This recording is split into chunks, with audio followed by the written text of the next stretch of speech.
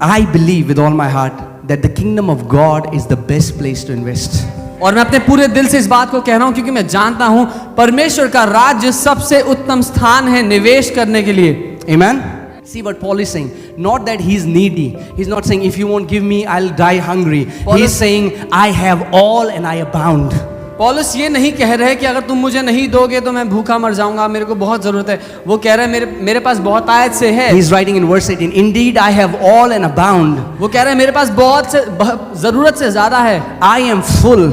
कह रहा है मैं भरा हुआ हूँ. He's like having received from Epaphroditus the things sent from you. Now see what happens when you partner with a man of God who preaches the gospel. He's saying the things that you send from you are sweet smelling aroma, an acceptable sacrifice, well pleasing to God. और देखिए क्या होता है जब आप एक परमेश्वर के जन के साथ सहभागी होते हैं उसकी सेवकाई में, तो वो कह रहा है वो एक मीठी सुगंध की तरह परमेश्वर के सामने एक भेंट की तरह आ जाता है. Verse 19. 19वीं आयत. And my God shall supply all your need according to his riches in glory by Christ Jesus. Many people memorize this scripture, say this scripture, but they don't do what the earlier scripture says, what people have done. और यहाँ पे पौलुस कहते हैं और मेरा परमेश्वर तुम्हारी सारी ज़रूरतों को अपनी महिमा के धन के अनुसार जो यीशु मसीह में है पूरा करेगा. बहुत से लोग इस बात को दोहराते हैं, इसको बोलते रहते हैं, लेकिन इससे पहले जो लिखी हुई बातें उसको वो करते नहीं हैं. Hear carefully, church. ध्यान से सुने कलीसिया. In these 4 years, we have seen 3,000 people get healed. इन 4 सालों में हमने 3,000 के लगभग 3,000 के आसपास हमने लोग देखे जो चंगे हुए हैं. Right? We have seen cancers being healed. हमने We cancer have seen broken bones healed. We have seen deaf hearing. हड्डियों को, बहरे कानों को खुलते हुए देखा है. We have seen so many people, families upon families, give their life to Jesus. हमने बहुत से परिवारों पे परिवारों को अपनी जिंदगी यीशु को देते हुए देखा है. How were we able to do that? Because they were partners who stood with us so that we can run this place. हमने वो इसीलिए किया क्योंकि हमारे साथ विश्वास योग्य सहभागी थे ताकि हम इस काम को कर सकें. And they are going to reap an everlasting reward for that. और वो अपनी सहभागिता के लिए एक अनंत का फसल को काटेंगे. Amen. Paul is saying, you know, the kingdom needs faithful partners. पौलुस कह रहे हैं राज्य को आवश्यकता है विश्वास योग्य साथियों की. Amen. And because of that, Paul, you know, he was so flexible. If there was a persecution in city, he will take the ship, go to another city. He wasn't raising the funds. Paul wasn't poor.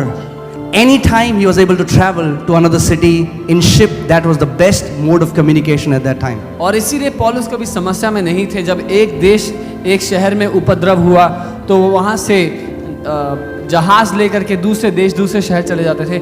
जो उस समय में यात्रा करने का सबसे उत्तम माध्यम था. वो उस समय पैसा बटोरने नहीं लगते थे क्योंकि उनके पास बहुत आयत से पहले से था. वो एक जगह से दूसरी जगह आराम से जा सकते थे. Amen. Church, the day you will understand the power of seed, man, you will never lack anything in your life. जिस दिन कलीसिया, जिस दिन आपको बीज की सामर्थ समझ में आ गई, अपनी जिंदगी में आप एक बात की कमी नहीं देखोगे. We have to learn to give assignments to our seed. हमें अपने बीज को मकसद देना, किस विषय से हम वो बो रहे हैं वो देना जरूरी है. Why we have to learn to sow the seed. इसीलिए हमें बीज बोना सीखना. We have to learn to give assignment to our seed. अपने बीज को मकसद देना सीखना है. The day believers start sowing seed, Bible says, he who sows sparingly will reap sparingly. He who sows bountifully will reap bountifully. जिस दिन विश्वासी लोग बीज बोना सीख जाएंगे, बाइबल कहती है जो कंजूसी से बोएगा वो कंजूसी की फसल काटेगा, जो बहुतायत से बोएगा वो खुले दिल से बहुतायत की फसल The काटेगा. sad part is, majority doesn't even give tithe. और दुख की बात यह है कि अधिकतर मसीही लोग तो दशवांश भी नहीं देते. And the very few who give, they stop at tithe. और जो बहुत से लोग दशवांश देते हैं वो दशवांश पर ही रुक जाते हैं. And then they say, why are we not seeing those things that the other person? और फिर वो पूछते हैं कि हम वो आशीष क्यों नहीं देख रहे जो वो लोग अपनी जिंदगी में देखते हैं. And God gave me a promise, and I want to tell you today. और प्रभु ने मुझे जो वादा दिया वो मैं आपको बताना For this June, I was praying, and He told me, this is the Jubilee June. और जब मैं जून के लिए प्रार्थना कर रहा था उसने कहा ये हर्ष उत्सव का जून है. You know what happened in Jubilee? आप जानते हैं जब हर्ष उत्सव का साल होता है यहूदियों में क्या होता है? Debts were cancelled. जो कर्जे थे कर्जे उतर जाते थे. Amen. If you are in this place and you have a debt, I believe for a supernatural debt cancellation in this month of June. अगर आप यहाँ मौजूद हैं और कोई भी कर्जा आपके ऊपर है तो विश्वास कीजिए अलौकिक रूप से हर कर्जे के उतर जाने का आपकी जिंदगी से। Debt is not the will of God for you. क्योंकि कर्जा परमेश्वर की इच्छा नहीं है आपकी जिंदगी के लिए। The Bible says